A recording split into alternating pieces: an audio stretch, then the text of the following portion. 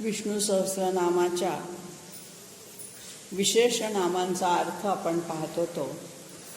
काल आपण 41 श्लोकांपर्यंत झालो. आता 42व्या श्लोकामधली विशेषण आपण बघणार आहोत. पहिलं विशेषण आहे व्यवसाय. मागच्या श्लोकामध्ये विश्वाची सृष्टीची निर्मिती कशी केली ते वर्णन झाल्यानंतर या 42व्या श्लोकामध्ये या सृष्टीची त्याने व्यवस्था कशी लावली. निर्मिती करून तो थांबला नाही, तर सगळ्यांची व्यवस्था व्यवस्थित करण्यासाठी यातली जी विशेषण आहे तर व्यवसायो व्यवस्थानः. हा भगवंत परमात्मा कसा आहे तर सगळ्यांची नीट व्यवस्था लावणार आहे. पहिलं विशेषण जे व्यवसाय आहे त्याची उत्पत्ती पाहूया. वि अव आणि साय व्यवसीयते अस्मिन्, ज्याच्यामध्ये आपली बुद्धी स्थिर होते. गीतेमध्ये व्यवसायात्मिका बुद्धी रेकेह कुरुनंदन 2ऱ्या अध्यायामध्ये श्लोक आलेला आहे. बहुशाखायनंतश्च, ज्याच्या बुद्धीला बुद्धयो अन्यसायिनाम, जी बहुशाखा बुद्धी असते, इकडे तिकडे सगळे फाटे फुटलेली बुद्धी, ती व्यवसायात्मिका नसते. व्यवसाय म्हणजे एकचित्त होणं, एकाग्र होणं, अशा अर्थाने जी बुद्धी अतिशय सूक्ष्म रीतीने निश्चयात्मक रीतीने भगवंताजवळ एकवटलेली आहे, अशी ती व्यवसायात्मिका बुद्धी. आणि म्हणून शुद्ध स्वरूपाचं जे ज्ञान आहे, परमात्म्याचं ज्ञान हे शुद्ध स्वरूपाचं आहे. आणि म्हणून ज्ञान हेच त्याचं स्वरूप आहे, हाच त्याचा निश्चय आहे. त्यांनी कशाचा निश्चय केला आहे? निश्चयात्मका बुद्धीमध्ये निश्चय अपेक्षित असतो. हा त्याचा निश्चय जो आहे हा विश्वोत्पत्तीच्या कार्याचा निश्चय आहे. आपण विश्वोत्पत्ती करायची याचा आधी कार्याची निश्चिती करावी लागते, मग कार्याची व्यवस्था लावावी लागते, मग ते सिद्धीप्रत जाते. तसं पहिल्या विशेषणामध्ये भगवंतानी कार्याची निश्चिती केलेली आहे. आणि असं हे शास्त्र श्रवण करून आत्मचिंतनाने ज्याच्या बुद्धीमध्ये अहम ब्रह्मास्मी असं चिंतन झालं आणि मग त्यांनी एकोहम बहुश्याम असा निश्चय केल्यानंतर मग सृष्टीची निर्मिती केली. अशा अर्थाने हा जीवनमुक्त ज्ञानी हा जो आहे हा व्यवसायात्मिका. पुढचं विशेषण व्यवस्थान. निश्चिती झाल्यानंतर कार्य सिद्ध होण्यासाठी काही साधनं लागतात. ती साधनं कोणची आहेत याची, तर त्या सगळ्या साधनेची त्यांनी व्यवस्था लावली. समाजामध्ये जातीवर्ण व्यवस्था, चातुर्वर्ण व्यवस्था, गीतेमध्ये म्हटलं आहे चातुर्वर्ण्यं मया सृष्टं. कसे पण गुणकर्म विभागशः, जन्मावरून जात ठरवली गेली नाही, गुणकर्म विभागशः. तुमच्या अंगी असणाऱ्या सहज गुण, जी काल सहज लक्षणं पाहिली, तसे जे सहज गुण जन्मजात आपल्या अंगात असतात, जे अनुवंशिकरित्या आपल्यामध्ये येत असतात, त्या गुणांवरून आपल्याला त्या त्या वर्णामध्ये त्या त्या जातीमध्ये अंतर्भूत केलं गेलं. आणि म्हणून गुणांवर आधारित ज्यांची बुद्धिमत्ता ब्रह्मतेजाची आहे त्यांना ज्ञानदानाचं कार्य दिलं. त्यांना ब्राह्मण शब्द ब्रह्मजानाति इति ब्राह्मण म्हटलं. ज्यांना व्यापाराची आवड आहे, ही जी आवड किंवा ही जी कला असते ना, आता उदाहरणार्थ सुताराची कला आहे, शिल्पकला आहे, ह्या अनुवंशिक येत असतात, रक्तामधून त्या उतरत असतात. आणि म्हणून शिल्पकाराच्या मुलांनी जर शिल्पीच व्हायचं ठरवलं तर तो जास्त चांगल्या कौशल्याने ते करू शकतो. अशा अर्थाने ते जन्मावरून ठरवली जात नव्हती, तर गुणावरून ठरवली जात. आणि म्हणून अशा पद्धतीने समाजाला विश्वधारणेला उपयोगी पडणारी सगळी त्यांनी व्यवस्था, म्हणजे स्वाभाविक प्रत्येकाच्या वाट्याला आलेलं जे कर्म होतं ते त्यांनी व्यवस्थित कसं पार पाडायचं हे त्यांनी त्याचे नियम आखून दिले. आणि या आखून दिलेल्या नियमांना शास्त्र नियम, शास्त्राधार असं म्हटलं गेलं. तेव्हा अशी कार्याची साधनं निश्चिती त्यांनी केली आणि संपूर्ण व्यवस्था लावून दिली. आणि पुन्हा स्वतः अलिप्त झाला, स्वतः त्यात अडकला नाही. सगळ्या समाजाला फक्त आचरणाचे नीतिनियम सांगून तो मोकळा झाला. पुढचं विशेषण घेतलं आहे संस्थान. आज आपण ज्या अर्थाने संस्थान शब्द वापरतो किंवा संस्था शब्द वापरतो तो इथे अर्थ नाही. संस्थाप्यते, एकत्रित येऊन ज्याची स्थापना केली जाते. म्हणजेच काय तर ज्या गोष्टी कार्य सफल होण्यासाठी एकोप्याने करणं गरजेचं असतं, एकत्र येऊन करणं गरजेचं असतं. एका माणसाने समाजाची धुरा उचलता येत नाही. एखादं जर सामाजिक कार्य करायचं असेल तर त्याला अनेकांची मदतीचे हात लागतात, एकटा माणूस काहीच करू शकत नाही. अशा अर्थाने त्यांनी ह्या सगळ्यांचं एकोप्याने त्याच्या ठिकाणी एकत्रितरित्या कार्य कसं करावं याचं मार्गदर्शन केलेलं आहे. म्हणून त्याला संस्थानः, म्हणजे जो एकत्रित कार्य सफल होण्यासाठी एकत्रितरित्या येऊन संस्थान त्यांचं त्यांनी बनवलं आणि त्या पद्धतीने पुढे कार्याची सफलता मग सिद्ध होत गेली. पुढचं विशेषण घेतलंय स्थानदः. स्थानम ददाति सहा स्थानदः, स्थान देणारा. आता हे स्थान म्हणजे कसं स्थान आहे तर प्रत्येकाच्या कुवतीनुसार, प्रत्येकाच्या पात्रतेनुसार समाजामध्ये त्याला त्याचं स्थान मिळत असतं. किंबहुना ती व्यक्ती ते प्राप्त करून घेत असते. ज्यांनी शैक्षणिक क्षेत्रामध्ये विद्वत्ता किंवा ज्याला आपण आजच्या भाषेत डिग्री म्हणतो ती मिळवली असेल त्याला ज्ञानदानाचं शिक्षण संस्थेमध्ये कार्य मिळतं. ज्यांनी व्यापाराच्या क्षेत्रात केलेलं असेल त्यांना व्यापाराच्या ह्याच्यात मिळतं. जो वैद्यकीय ह्याच्यात असेल तो वैद्यकीय सेवेत जातो. हे जे प्रत्येकाचं स्थान आहे हे स्थान कोणी ठरवलं आहे तर तुमच्या गुणकर्मांनीच ठरवलं आहे. फक्त ते तुम्हाला देण्याचं काम मात्र ह्या परमात्म्याने केलेलं आहे. म्हणजे प्रत्येक व्यक्तीला त्याच्या त्याच्या योग्यतेप्रमाणे योग्य ते स्थान मिळवून देणं. म्हणून तर समाजामध्ये विविधता दिसते. कुणी राजा आहे तर कुणी रंक आहे. मग या सगळ्या गोष्टींची व्यवस्था लावणारा अशा अर्थाने व्यवसाय, व्यवस्थान आणि संस्थान हे सगळे त्या शब्द स्थानदमध्ये येतात. अशी व्यवस्था लावल्यानंतर प्रत्येकाचं स्थान ठरलेलं आहे. त्यांनी आपल्या आपल्या स्थानावर राहूनच ते कार्य करायचं. पुढचं विशेषण घेतलंय ध्रुवः. ध्रुव शब्दाचा अर्थ आहे आढळ, स्थिर, ज्याला कोणी हलवत नाही किंवा हलवू शकणार नाही, अविनाशी, निश्चल अशा अर्थाने भगवंताला ध्रुव शब्द वापरलेला आहे. मग हे जे कूटस्थ परमात्म तत्व आहे जे आपल्याला अनाकलनीय आहे हे ध्रुव आहे, स्थिर आहे, बदल होत नाही, अव्यय आहे, अविनाशी आहे, अक्षर आहे. या अर्थाने सुद्धा त्याला ध्रुव म्हटलं आहे. आणि इथे ध्रुवाचा उल्लेख ध्रुव बाळाच्या कथेशी पण जोडला गेला. आपल्याला ती कथा सगळ्यांना माहीत आहे. उत्तानपाद राजाच्या 2 राण्या सुरुची आणि सुनीती. सुरुचीचा मुलगा उत्तम आणि सुनीतीचा मुलगा ध्रुव. आपल्या वडिलांच्या मांडीवर बसलेला असताना ध्रुवाला सावत्राई सुरुचीने खाली ओढलं आणि त्याचा जो वडिलांच्या मांडीवर बसण्याचा हक्क हिरावून घेतला. रडत रडत तो सुनीतीकडे जातो आणि तिला आईला म्हणतो की मला माझ्या वडिलांच्या मांडीवरून उठवलं गेलं, मला आता अशा ठिकाणी बसायचं की जिथून मला कोणी उठवू शकणार. मग तिने सांगितलं असं स्थान तुला फक्त विष्णू देऊ शकतात. आणि 5 वर्षाचा हा छोटा बालक अरण्यात गेला रागावून आणि मी विष्णूचीच आता हे करतो, कुठे बघतो, शोधतो.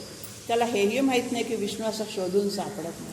त्याला रस्त्यात नारद भेटतात, ते त्याला मार्गदर्शन करतात. नारदांचं हे वैशिष्ट्य आहे, सगळ्यांना ते मार्गदर्शन करत फिरत असतात कुठेही. त्रैलोक्यात संचार असतो त्यांचा. आणि नारदांनी त्याला कुठला मंत्र दिला होता? ओम नमो भगवते वासुदेवाय हा मंत्र त्याला दिला. आणि ध्रुवाने इथे जो ध्रुवाचा उल्लेख केला आहे तो ओम नमो भगवते वासुदेवाय मंत्राने जो प्रसन्न झाला असा हा ध्रुव बाळाला प्रसन्न झालेला तो ध्रुवरूपी विष्णू. केवळ ध्रुवाची कथा सांगण्यासाठी इथे ध्रुव शब्द घातलेला नाही. प्रत्येक विशेषणामागे फार मोठा गर्भित अर्थ आहे. मग हे ओम नमो भगवते वासुदेवाय जप करता करता मग त्याला भगवंतांनी दर्शन दिलं, चतुर्भुज रूपात दर्शन दिलं. त्यांनी त्याला ओळखलंच नाही. त्याला तो म्हणतो तू कोण आहेस? 5 वर्षाच्या बालकाला विष्णू म्हणजे कोण हेच जर माहीत नाही.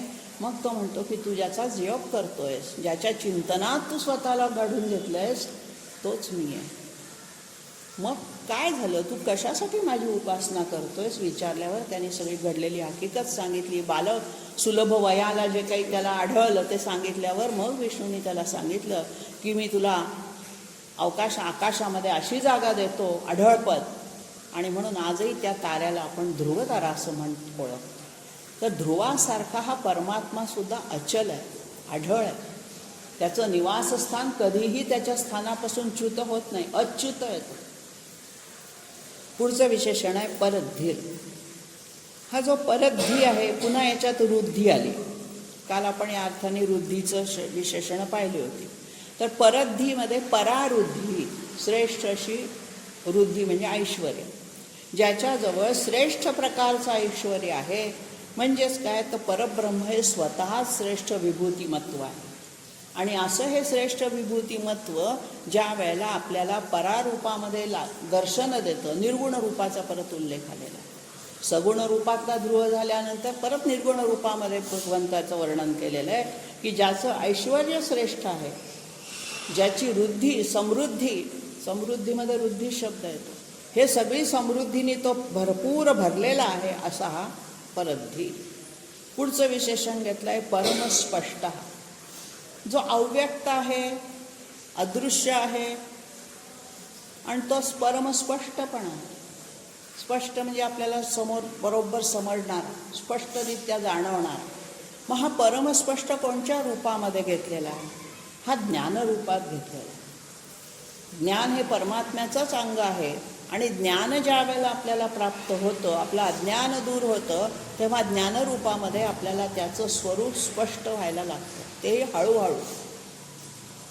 गीता वाचली आणि भगवंताचं रूप स्पष्ट झालं असं नाही होत. हळूहळू जितका तुम्ही ज्ञानाच्या खोलात शिरत जाल तसं ज्याचं रूप परम म्हणजे अतिशय स्पष्ट व्हायला लागतं, त्याचे गुण आपल्याला कळायला लागतात. विष्णू सहस्रनाम एवढ्यासाठी अभ्यासायचं की भगवंताचे हे जे विविध गुण आहेत, ह्या गुणांमधून त्याचं स्पष्ट दर्शन व्हावं. आणि म्हणून इथे परमस्पष्ट हा असा शब्द, हे विशेषण प्रकाश स्वरूप असणारा असाही त्याचा एक अर्थ केलेला आहे. तेव्हा हा अतींद्रिय ज्ञान आहे, इंद्रियांच्या पलीकडचं ज्ञान आहे, परंतु ते सुस्पष्ट आहे.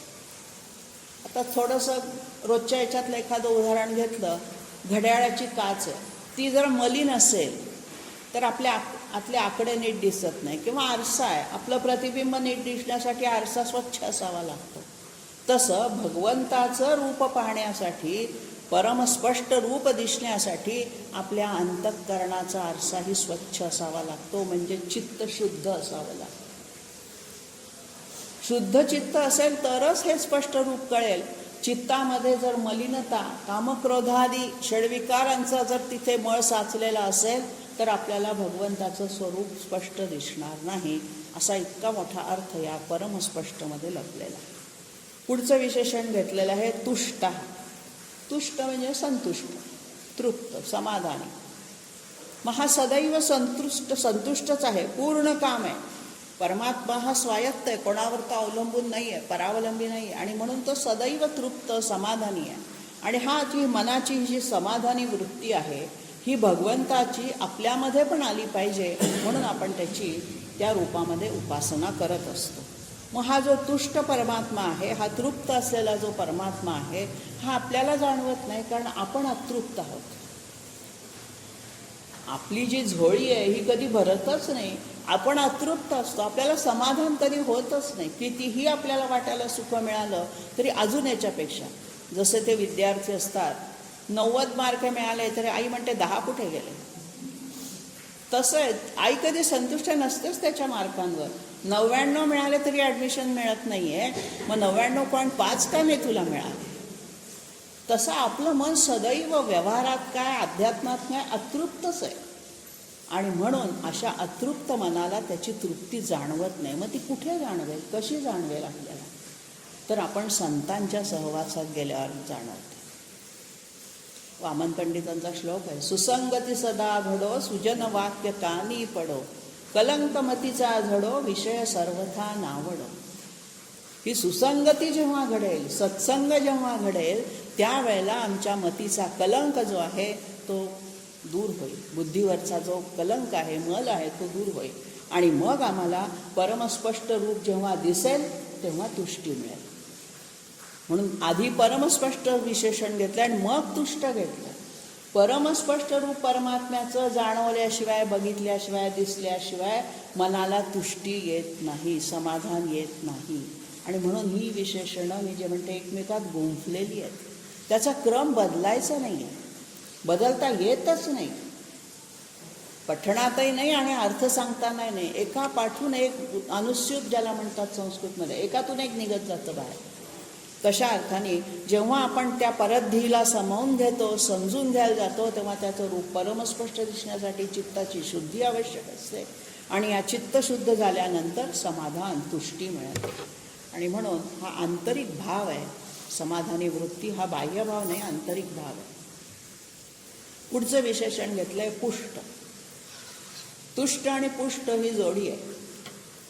तुष्ट ही मनाची वृत्ती आहे, तर पुष्ट ही शरीराची वृत्ती आहे.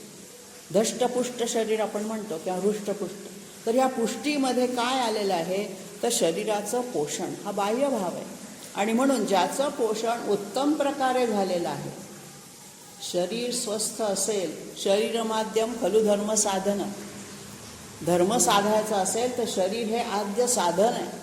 शरीर जर नीट नसेल, तुम्हाला जर नीट बसताच येत नसेल, नीट वाचताच येत नसेल, तर तुम्ही काय परमार्थ करा. म्हणून शरीराला डावलून, शरीराला पीडा देऊन, शरीराला ताप देऊन अध्यात्म करायचं नाही आहे. शरीराची साथ मागायची आहे. शरीराची साथ जोपर्यंत असते तोपर्यंतच आपण काहीतरी करू शकतो. आणि म्हणून तरुण वयात गीता वाचली पाहिजे. विवेकानंद नेहमी म्हणायचे, युवकांनो, अरे तुमचं वय अजून सुरुवात होतीये जगण्याची, तेव्हाच गीता वाचा, तर गीतेप्रमाणे जगायला शिका.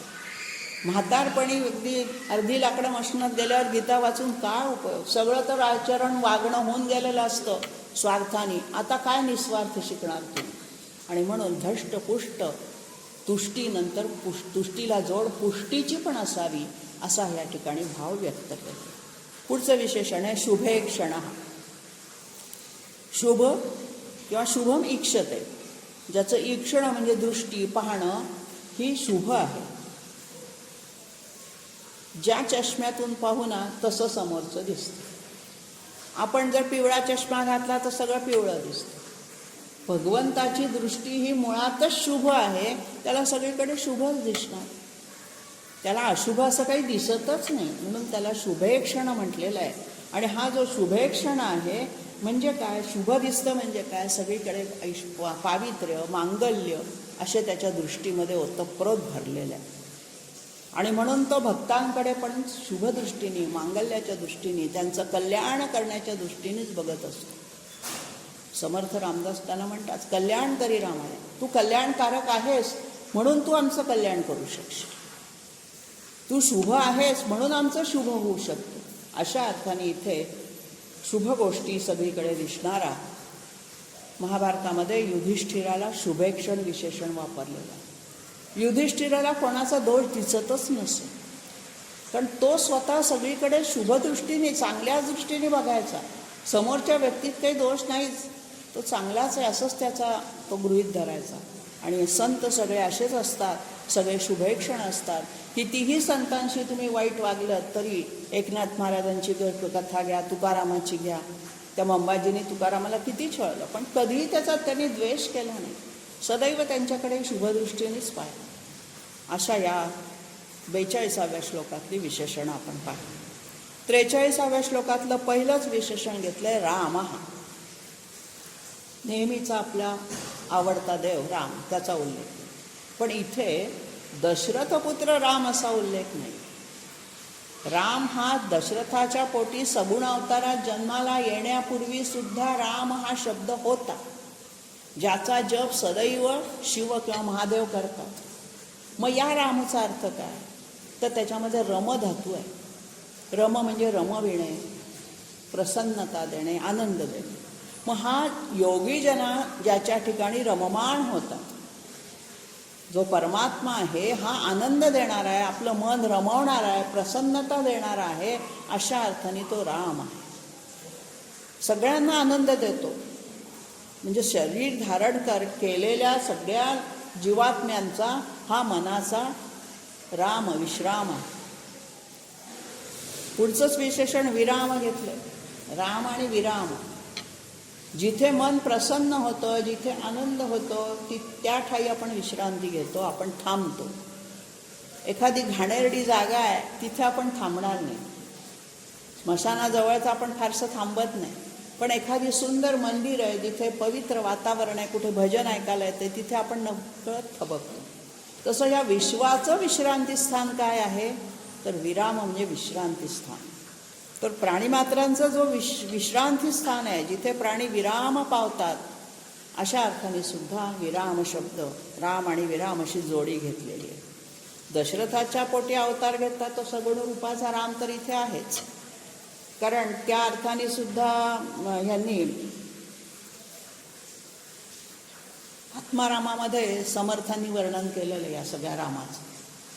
आत्माराम म्हणजे आपल्या आत्म्यामध्ये असणारा रामाचा जो अंश आहे, अध्यात्मात सगळं आत्मारामामध्ये फार मोठं तत्त्वज्ञान आलेलं आहे. आणि तिथे अनेक ठिकाणी समर्थांनी या रामाचा निर्गुण रूपातला आणि सगुण रूपातला असं त्या ठिकाणी वर्णन केलं. किंवा कबीराचा एक दोहा इथे आठवतो.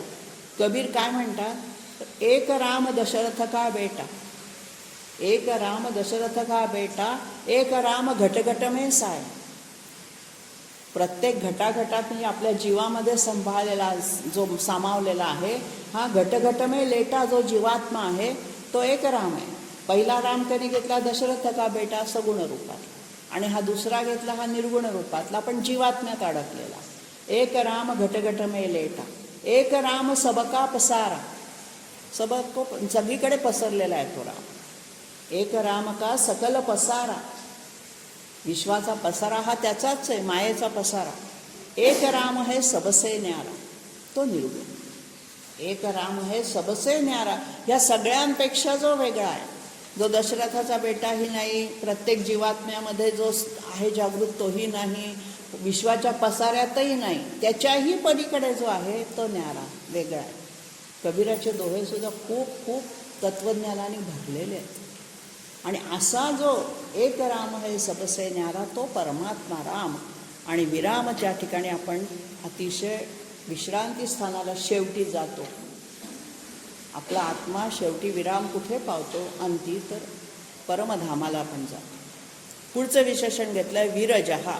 रज म्हणजे आसक्ती, ज्याच्याजवळ ती आसक्ती नाही आहे, जो विरक्त झालेला आहे. विरज, रज म्हणजे रजोगुणाचा उल्लेख केलेला आहे. मग रजोगुणाचे जे दोष आहेत ते त्याच्यात नाही आहेत, असा हा विरज. विगतम रजहा, ज्याच्यातून रजोगुण निघून गेलेला आहे. रजोगुण पूर्णपणे गेलेला नाही आहे, तर त्याचे जे दोष आहेत. मग रजोगुणाचे दोष काय, रजोगुण आपल्याला जगण्यासाठी अत्यंत आवश्यक असतो.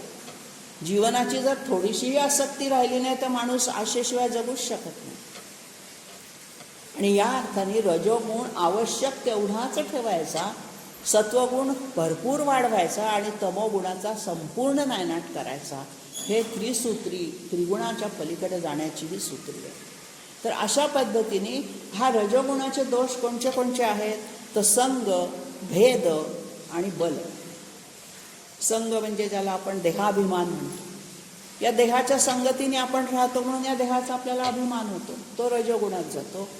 भेद म्हणजे मीपणा, मी वेगळा आहे, मी कोणीतरी तुमच्या सगळ्यांच्यापेक्षा वेगळं आहे, असं जे भेद ज्याला जाणवायला लागतो, अहमभाव ज्याला आपण म्हणूया, मीपणा. आणि तिसरं म्हणजे बल, शक्ती. रजोगुणी माणसं नेहमी लढाऊ वृत्तीची असतात. मग जीवनाच्या लढाईत पण त्यांची आक्रमकच वृत्ती असते. तर अशा या रजोगुणांनी विरहित असलेला असा जो आहे तो विरज आहे.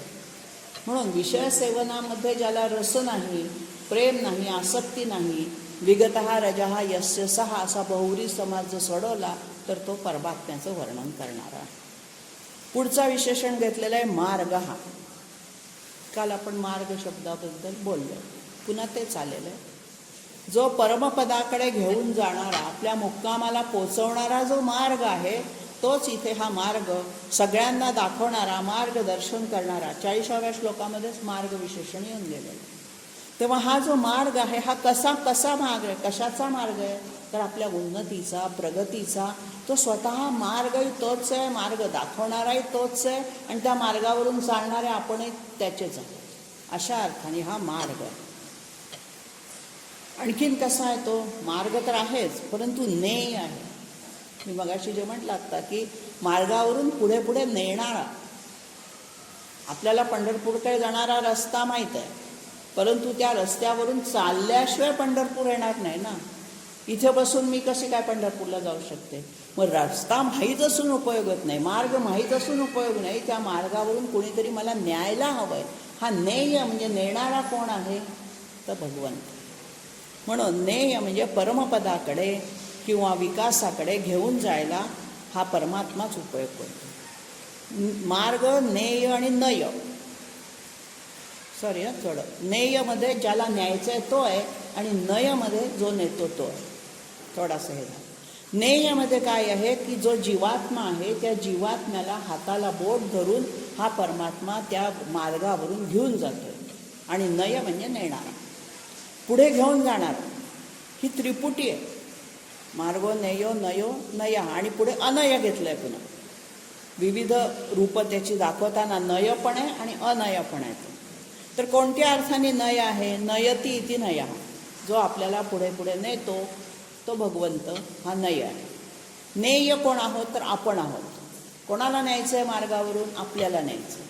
कोणी न्यायचं आहे? परमात्म्याने न्यायचं आहे. कुठे न्यायचं आहे? सन्मार्गावर न्यायचं आहे.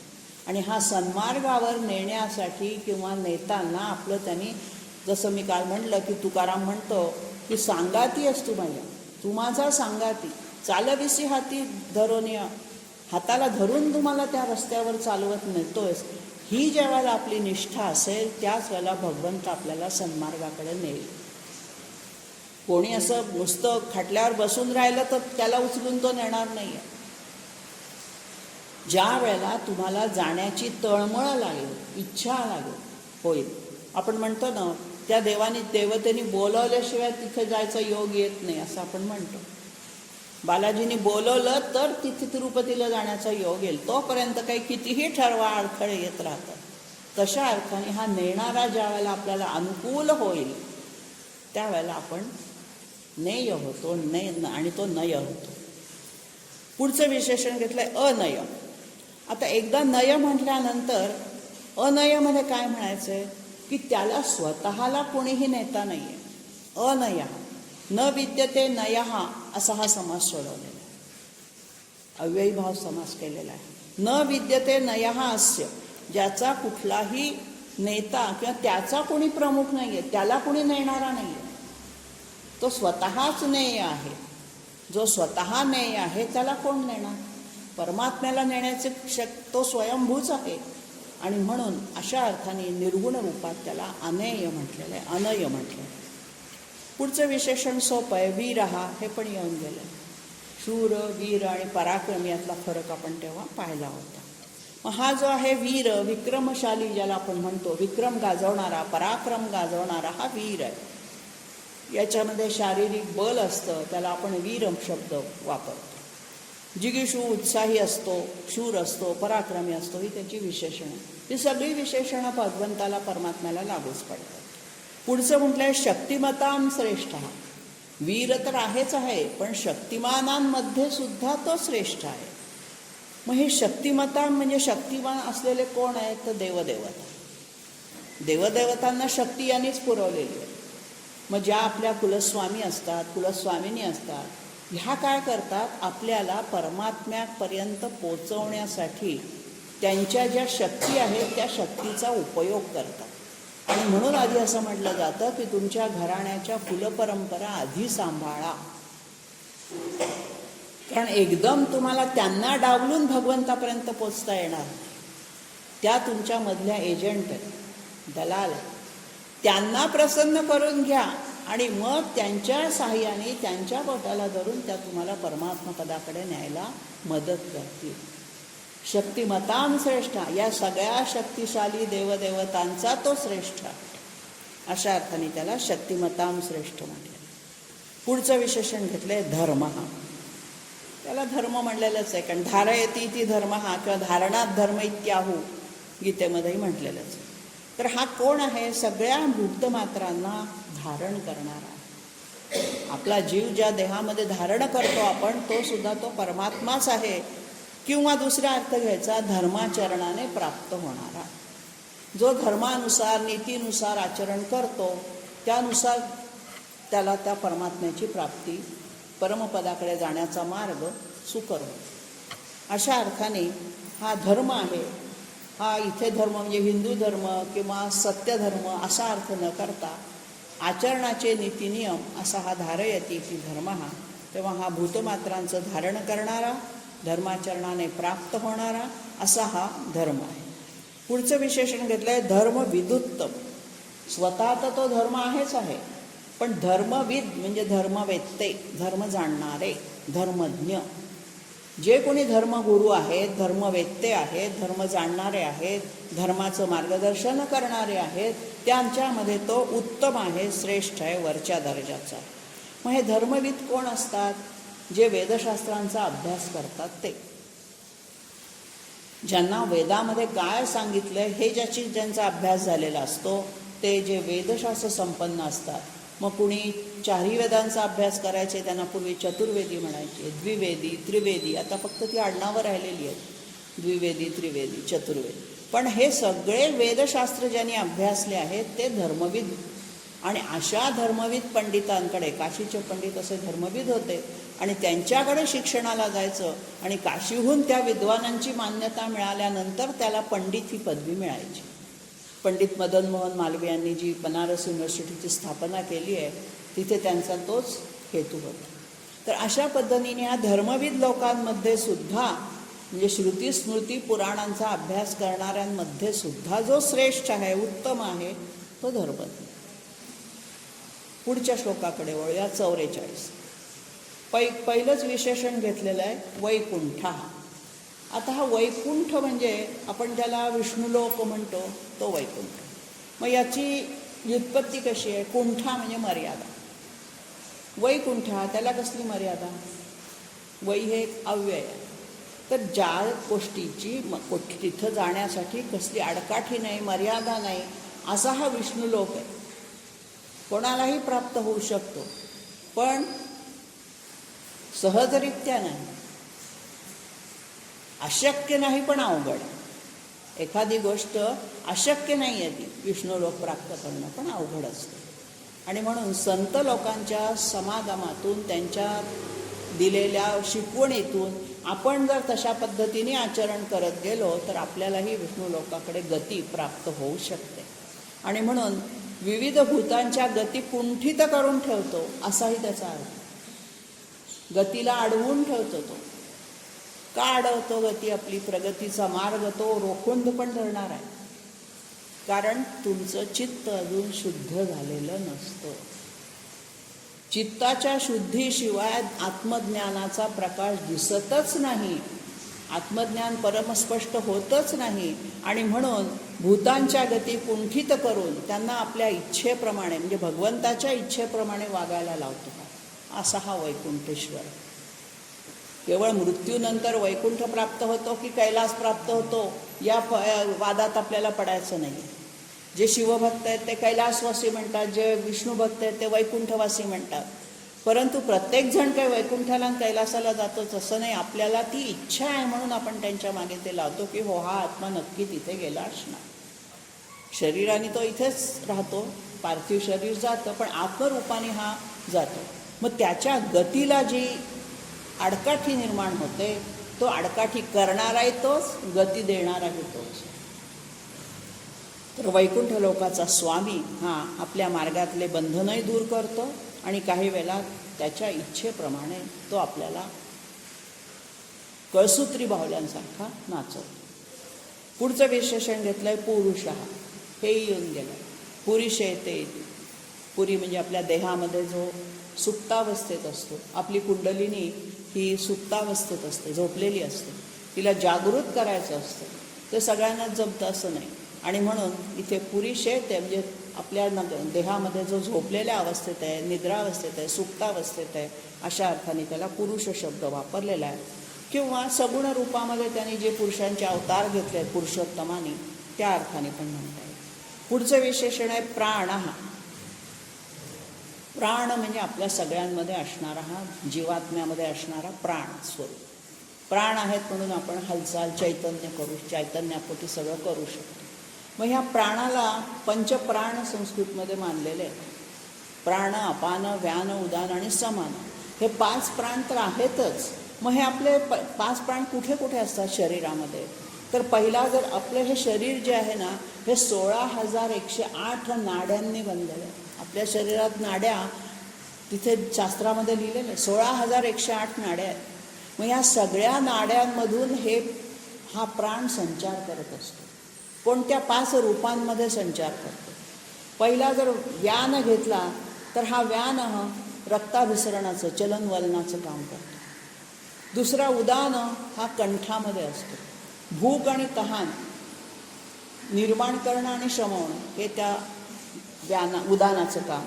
समान जो असतो तो नाभीमध्ये असतो आणि तो सांध्यांचा स्वामित्व असतं त्याचं, आणि म्हणून अन्नाचा रस सर्वांपर्यंत पोचवतो. नंतरचा प्राण जो आहे तो हृदयात असतो, श्वासोच्छवासाच्या रूपाने तो काम करतो. आणि शेवटचा अपान वायू जो आहे हा शरीराच्या खालच्या भागात असतो आणि हा शरीरातील रसामध्ये निवास करतो. असं या ठिकाणी 5 प्राण. आणखीन 5 उपप्राण पण योगशास्त्रात दिलेले आहेत.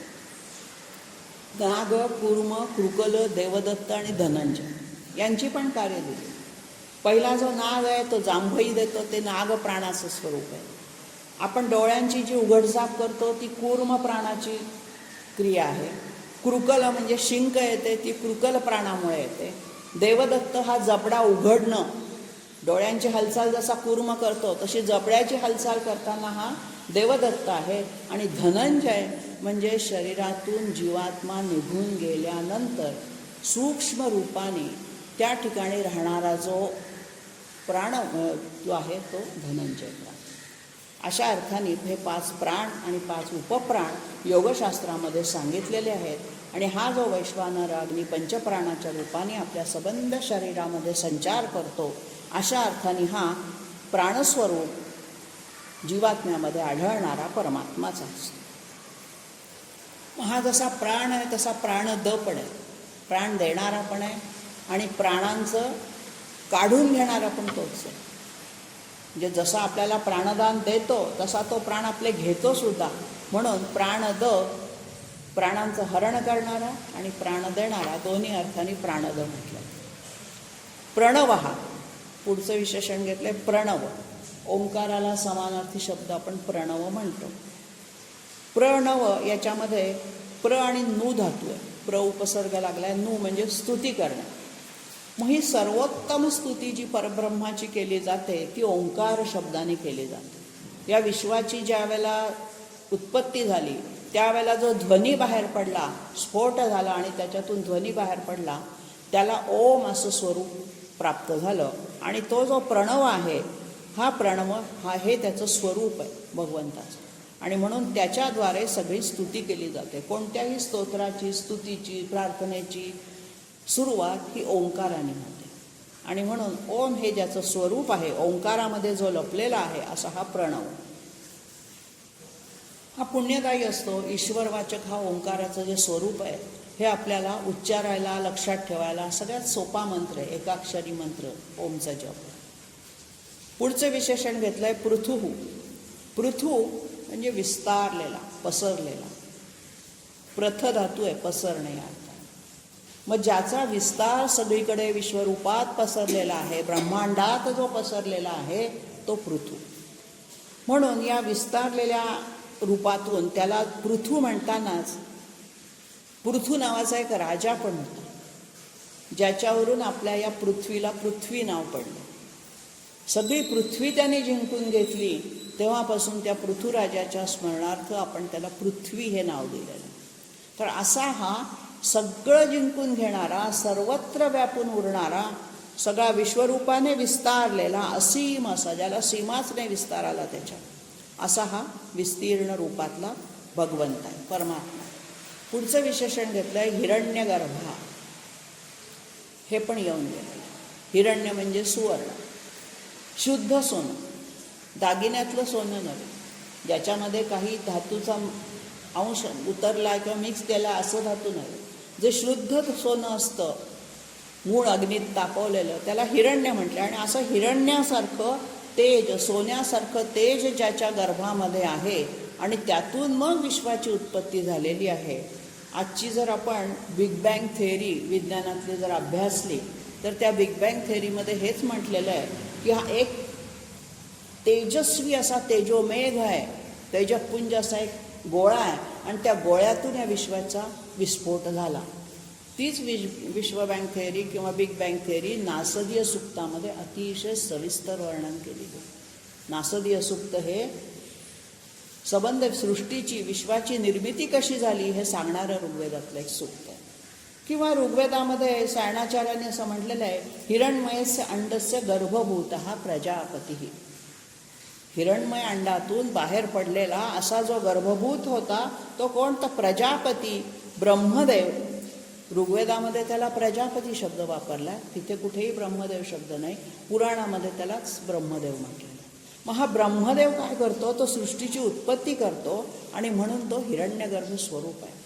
मग ब्रह्मदेव हे ब्रह्मदेवाची निर्मिती विष्णूच्याच बेंबीतून झालेली आहे आणि म्हणून अशा अर्थाने सगळ्यांचं मूळ स्थान असणारा, सगळ्यांचा गर्भ असणारा असा हा हिरण्यगर्भ परमात्मा विष्णू. पुढचं विशेषण घेतलेलं आहे शत्रुघ्न. शत्रूंचा संहार करणारा. शत्रून घ्नंती, घ्नंती म्हणजे ठार मारतो. तर हा शत्रूंचा संहार करतो. म्हणजे आता आपल्याला काही युद्धात जायचं नाही आहे तर आपले शत्रू कोण आहे? तर अज्ञान, आळस हे आपले शत्रू आहेत. परमार्थामधले हे दोन फार मोठे शत्रू आहेत. इतका आळस येतो परमार्थातल्या काही गोष्टी करायला ठरवतो, पण आळस तिथे मध्ये मध्ये आड येतो आणि हे जे अज्ञान, आळस हा जो आपला शत्रू आहे हा दूर करण्यासाठी तो परमात्माच आपल्याला सहाय्य करणार आहे. आपण काय करू शकत नाही. अशा अर्थाने तो शत्रुघ्न आहे. आपली मोह, आसक्ती, आपला जो इतर विषयांकडे असणारी ओढ कमी करून भगवंताकडे ओढ निर्माण करणारा, अशा अर्थाने तो शत्रुघ्न आहे. दुसरा रामचंद्राचा धाकटा भाऊ शत्रुघ्न हा तर आपल्याला परिचितच आहे, त्याचं काही फारसं सांगायला पाहिजे असं काही नाही. पुढचं विशेषण घेतलंय व्याप्तः. सगळ्यांना व्यापून उरणार, त्याच्यामध्ये काही फार वेगळा नाही. त्याचा व्यापही एवढा मोठा आहे की सगळ्या गीतेमध्ये म्हणलंय मस्तानी सर्वभूतानी, सगळी प्राणी मात्र माझ्यामध्येच सामावलेली आहेत, इतका माझा मोठा व्याप पसरलेला आहे. पुढचं विशेषण घेतलंय वायू. वायुरूपामध्ये हा परमात्मा फिरतो, संचार करतो.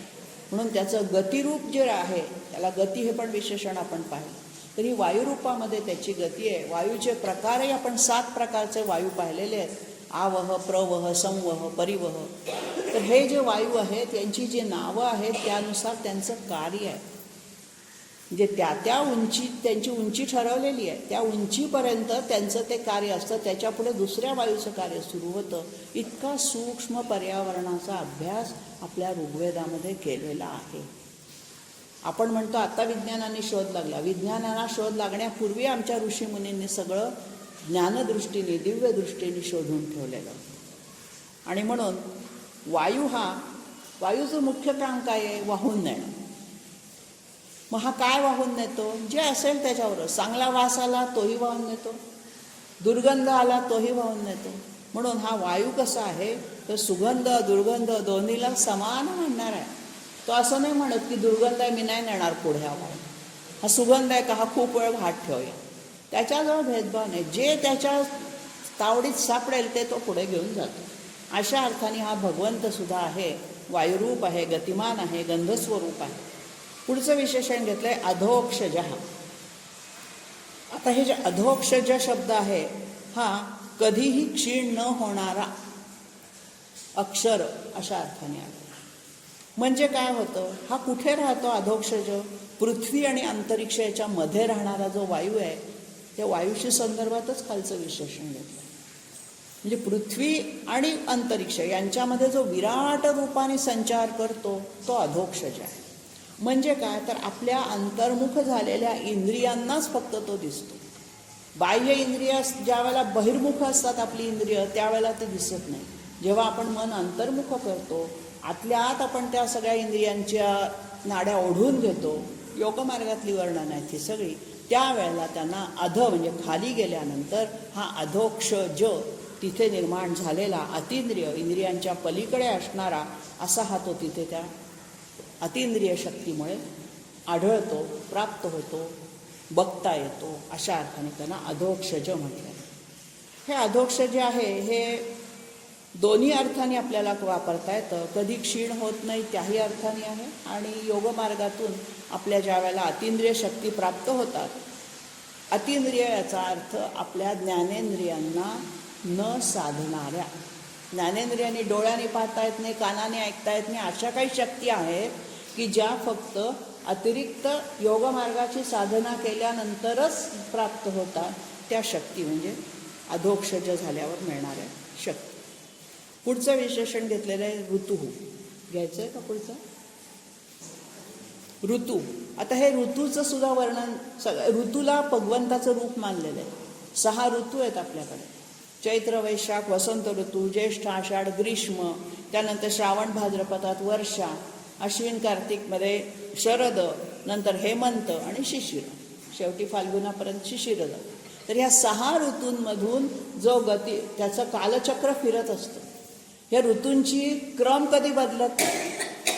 जो चैत्र वैशाखपासून सुरू होतो, वसंतापासून, तो वसंत पहिला, मग ग्रीष्म, मग वर्षा, मग शरद, मग हेमंत आणि मग शेवटी शिशिर. पानगळ होते ते आपण शिशिर ऋतू बघतो. तर अशा ह्या 6 ऋतूंमध्ये ऋतूच्या आती म्हणजे फिरतो. कालगणनेचं जे माप आहे वर्षाचे, हे 6 ऋतू, 2-2 महिन्याचा एक ऋतू, असे 1 वर्षाचे 6 ऋतू असतात. तर ह्या सगळ्यामधून जो कालक्रमणा करत असतो, या अर्थाने त्याला ऋतू म्हटलेला आहे. हा जो ऋतू आहे, हा ऋतू ज्याला आपण अचूक फलदाता अशा अर्थाने सुद्धा म्हणू शकतो. कारण ऋतू हे अचूक आहेत, कधीच त्याच्यात चूक होत नाही. आणि म्हणून त्याची व्याख्या अशी केली आहे, सौरमासद्वय ऋतू इति अभिधीयते. 2 महिन्याचा जो एक अचूक कालगणना त्याला ऋतू. पुढचं विशेषण घेतलं आहे सुदर्शन, ज्याचं दर्शन सहज सुखावह आहे. सु म्हणजे चांगलं, ज्याचं दर्शन घेतल्यानंतर आपल्याला चांगलं वाटतं, प्रसन्न वाटतं. ज्याचं दर्शन जो रूपवान आहेच, त्याला रूपवान शब्द वापरलेलाच आहे. अशा अर्थाने सुद्धा तो रूपवान आहे, सुखावह आहे, किंवा ज्याच्या दर्शनाने आपल्याला सुख होतं, अशा अर्थाने त्याला सुदर्शन. दुसरा सुदर्शन चक्राचा अर्थ जो आहे तो पुढच्या कालामध्ये येणार आहे. तेव्हा भक्तांना ज्याचं दर्शन सुखावह असतं तो सुदर्शन. पुढचं विशेषण घेतलं त्याला जोडून काल. इथे त्या सुदर्शन चक्राचा संदर्भ येऊ शकतो, कारण हे काल नेहमी चक्र आहे. कालचक्राचं प्रतीक म्हणूनच विष्णूने हातात चक्र धारण केले. तर हे कालनेमी चक्र जे आहे हे कधीही थांबत नाही, त्याची गती कधीच कुंठित होत नाही, सतत सुरू असतं. निमिष, क्षण, त्याच्यानंतरचं तो तास, मुहूर्त, प्रहर, त्याला शब्द मिनिट न वापरता प्रहर, नंतर तास असं जे आपण इंग्लिशमध्ये म्हणतो, तशा पद्धतीने मराठीत कालगणना जी केलेली आहे चांद्रवर्षाप्रमाणे आणि सौरवर्षा. चैत्र वैशाखी चांद्र कालगणना, तर ही सौरवर्षाप्रमाणे असणारी जानेवारी वगैरे ही कालगणना.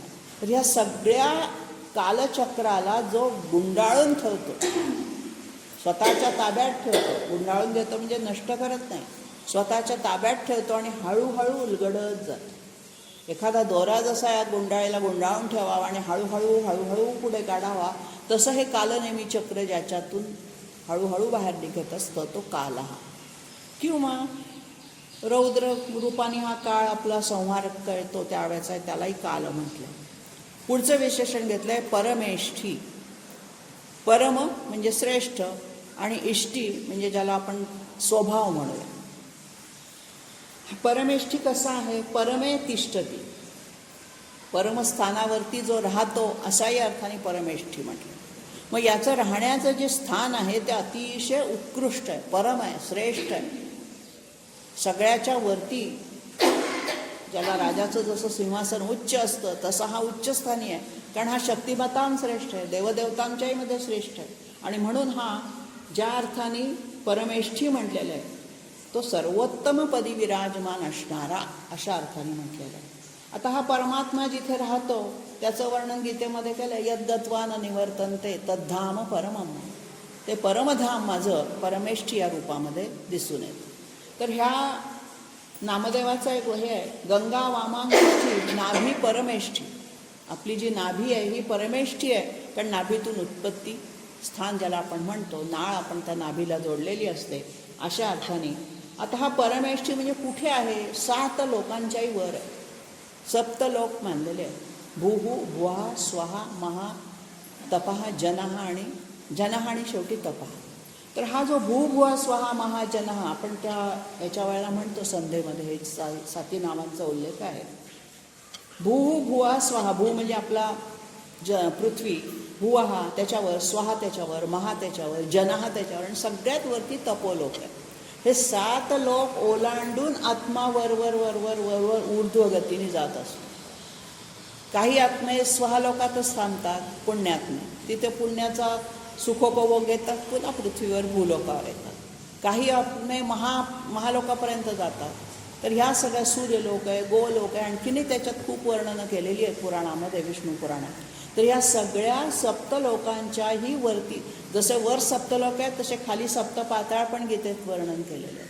तर अशा पद्धतीने वरवर ऊर्ध्वगती जाताना सगळ्यात वरचं जे स्थान आहे ते परमेष्ठी स्थान, ते परमात्म्याचं स्थान. पुढचं विशेषण घेतलं आहे परिग्रह. परिग्रह म्हणजे भक्ताला जे काही आपण भक्त त्या भगवंताला अर्पण करतो, पत्रम पुष्पम फलम तोयम, भक्तीने अर्पण केलेला सगळ्याचा परिग्रह म्हणजे स्वीकार करणं. हे सोपं आहे. आपली जी काही इच्छा असेल ते आपण भगवंताला देतो आणि मग तो त्याचा स्वीकार करतो. पुढचं रूप आहे उग्र. विश्वरूप दर्शनात आपण हे उग्र रूप त्याचं पाहिलेलं असेल. अर्जुनसुद्धा ज्याला घाबरला असं त्याचं हे उग्र रूप होतं, भयावह भयप्रद असं ज्याला म्हटलं. पुढचं विशेषण घेतलंय संवत्सर. कालाला जोडून हे संवत्सर आहे. संवत्सर शब्दाचा संस्कृतमधला मराठीत अर्थ होतो वर्ष. एका वर्षाला एक संवत्सर म्हणतात आणि मग ते बदलत असतं गुढीपाडव्याला दरवेळी. तर आता सध्या शुभकृत संवत्सर सुरू आहे. तर अशी ही संवत्सरामागून संवत्सरं जातात, वर्षामागून वर्ष जातात, आणि मग ज्या भूतांच्या ठिकाणी आपला हा वर्षरूप काल वास करतोय त्याचा अंत होण्याची जेव्हा वेळ येते, हजारो अब्जावधी वर्षानंतर, त्यावेळेला हा संवत्सरातला कालाचा प्रतिनिधी जो आहे तो तिथे प्रकट होतो आणि संहाराचं काम करतो. तेव्हा सम्यक वसंती मासादया, सगळे महिने ज्याच्यामध्ये एकत्रितरित्या राहतात, असं हे संवत्सर म्हणजे काळाचं प्रतीक, वर्षाचं प्रतीक असणारा हा शब्द आहे. त्या रूपाने भगवंतच नटलेला आहे. प्रत्येक ठिकाणी कालचक्रामध्ये त्याचं स्वरूप जाणवतं, कारण ते कालचक्र त्यांनी स्वतःच हातात धरलेलं आहे, त्याचंच त्याच्यावरती नियंत्रण आहे. पुढे आहे दक्ष. सगळी कामं आपण दक्षतेने जेव्हा करतो, मन एकाग्र करून, दक्ष म्हणजे काय तर ज्याच्यात काही चूक होणार नाही असं बघतो. काम व्यवस्थित सुदक्षतेने करणं म्हणजेच त्याच्यामध्ये चूक प्रमाद होता कामा नये. मग हा सगळा दक्षतेनेच काम करावं लागतं, कारण विश्वाची रचना, त्याची सगळी व्यवस्था लावणं आणि संहार, सगळ्यामध्ये कामामध्ये दक्षता फार आवश्यक असते. अशा अर्थाने त्याला दक्ष म्हटलेलं आहे, कारण त्याच्यामध्ये कुठल्याही प्रकारची प्रमादित्व येत नाही, चूक होत नाही. आणि दुसरा दक्ष प्रजापती असाही त्याचा अर्थ लावलेला आहे. तो दक्ष प्रजापतीचा यज्ञाच्या कुंडात सतीने अग्नी दहन करून घेतलं, ती कथा आपल्याला सगळ्यांना माहितीच आहे. परंतु इथे दक्ष प्रजापतीच्या ऐवजी कालाच्या संदर्भात आल्या कारणाने ही सगळी कामं जो दक्षतेने करतो, चूक हो प्रमादरहितरित्या करतो. प्रमाद म्हणजे चूक, कुठलीही बारीकशी सुद्धा त्याच्या करण्यात चूक होत नाही, अशा पद्धतीचा दक्ष. पुढचं विश्राम शब्द आलेला आहे. आपण मागच्या श्लोकात ते पाहिलंच. विराममध्ये जो विरामचा अर्थ आहे तोच विश्रामच आहे. सगळ्या जीवांचं ते विश्रांती स्थान आहे. अनेक प्रकारच्या व्यापामध्ये आपण अडकलेलो असतो, संतप्त असतो, वैतागलेलो असतो, आणि देवाजवळ गेल्यानंतर आपलं मन विराम पावतं, विश्राम. आणि म्हणून रामदासांनी म्हटलंय, विश्वाचा विश्राम रे स्वामी माझा राम रे. ह्या विश्वाचा विश्रामस्थान कुठलं असेल तर हा स्वामी माझा राम आहे. अशा अर्थाने परमात्म्याला विश्रांतीचं स्थान, विश्रामस्थान असं म्हटलेलं आहे. आणि शेवटचं विशेषण घेतलेलं आहे विश्वदक्षिणा. या विश्वाचं सगळं करताना दक्षिण म्हणजे कुशल असतं. दक्षिण शब्दाचा मराठीत अर्थ होतो उजवा हात. उजव्या हाताला दक्षिण हस्त असं म्हणतात आणि डाव्याला वाम. तर इथे दक्षिण म्हणजे काय, उजवा हात आपला कार्यामध्ये कुशल असतो म्हणून त्याला उजवं म्हणतो. का चूक होत नाही उजव्या हातामध्ये, आणि चुका ज्या आहेत त्या वाम हस्ताने केल्या आणि त्या डाव्या हाताने काहीतरी चूक होऊ शकते असा अर्थ इथे काढलेला आहे. तेव्हा विश्वदक्षिण या विश्वाच्या कार्यामध्ये जो कुशल आहे, चतुर आहे, सबंध विश्व हा त्याच्या कौशल्यावर आधारित रचलेला आहे, अशा अर्थाने तो विश्वदक्षिण आहे. आणि दुसरा अर्थ घ्यायचा, वामन अवतारामध्ये ज्याने विश्वच सगळं दक्षिणा रूपात बलीकडनं घेतलं. 3 पावलामध्ये पहिलंच विश्वच सगळं त्याने व्यापून टाकलेलं आहे, तिन्ही लोक त्याने घेऊन टाकलेले आहेत. तर अशा अर्थाने हा विश्वदक्षिण असाही इथे शब्द वापरला गेलेला आहे. तेव्हा विश्वदाक्षिण्याला गीतेमध्ये परमयोग असा शब्द वापरलेला आहे. आपण हे विश्वदक्षिण शब्द घेतला, त्याला गीतेमध्ये परमयोगाची ज्या 4थ्या अध्यायामध्ये सगळी वर्णनं आलेली आहेत त्याच्यामध्ये हा वर्णनात येतो विश्वदक्षिण. तेव्हा अशा अर्थाने हा संपूर्ण विशेषणांचा भाग हा निरनिराळ्या पातळीवरती शेवटी परमात्म्याची सगळी विशेषणं ही त्या विष्णूला, परमात्म्याला, भगवंताला लागू कशी पडतात हे आपल्याला खरोखरी पाहण्यामध्ये खूप खूप आनंद मिळतो, प्रसन्नता मिळते.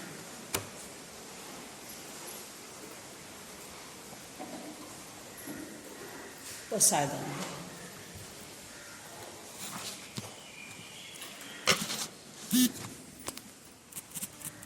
आता